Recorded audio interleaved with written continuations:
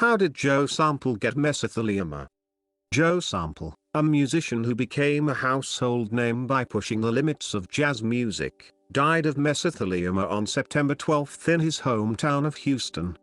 He was 75. The legendary keyboard player and composer is known as the founder of the Jazz Crusaders, a bebop ensemble that originated in his high school days. The group later dropped jazz from its name and became known as the Crusaders, a band with a distinctive, amalgamated jazz, funk, blues and soul sound. Although his family confirmed he died of mesothelioma, news reports do not explain how he developed the asbestos-related cancer that affects nearly 3,000 people a year in the US. Mesothelioma is an aggressive disease that can affect the lungs, heart or abdomen. It is primarily caused by exposure to asbestos, which is a naturally occurring mineral that was commonly used prior to the 1980s in insulation products in homes and public buildings. The asbestos-related cancer has an unfavorable prognosis with an average life expectancy of 9 to 24 months. It can take anywhere from 15 to 50 years after exposure before the symptoms become obvious and a diagnosis is made. Reports also show Sample had suffered other serious health problems, including 2 heart attacks and bouts of fatigue caused by Epstein-Barr virus. Sample's contribution to the black community and jazz. The Crusaders' name change signaled a new musical direction for the group and the introduction of electronic instruments into the jazz scene, including Sample's keyboard. The group was one of the first to fuse many different sounds that once were separate genres. Sample was a creative genius with no limits.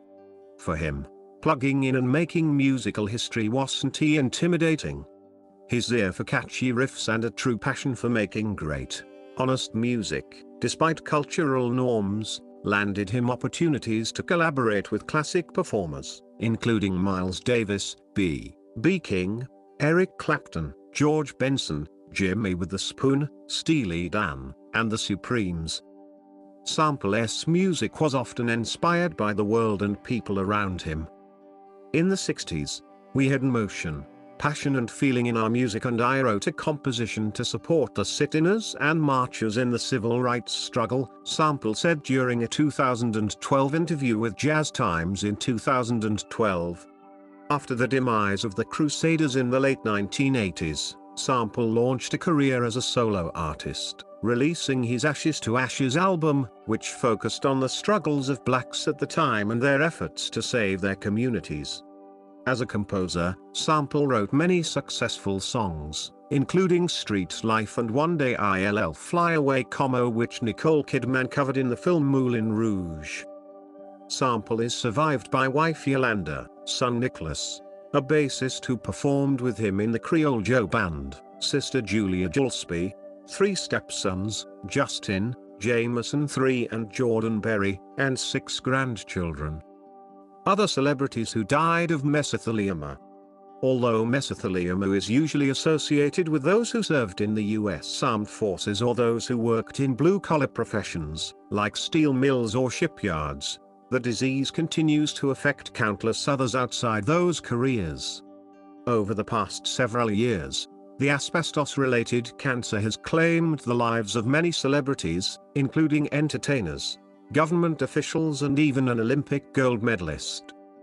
Prior to Sample's death, actor Ed Lauter died of mesothelioma in October 2013.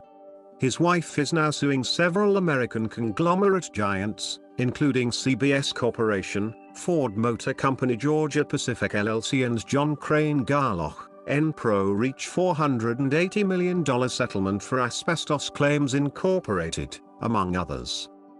Lauter was diagnosed with mesothelioma in June 2013.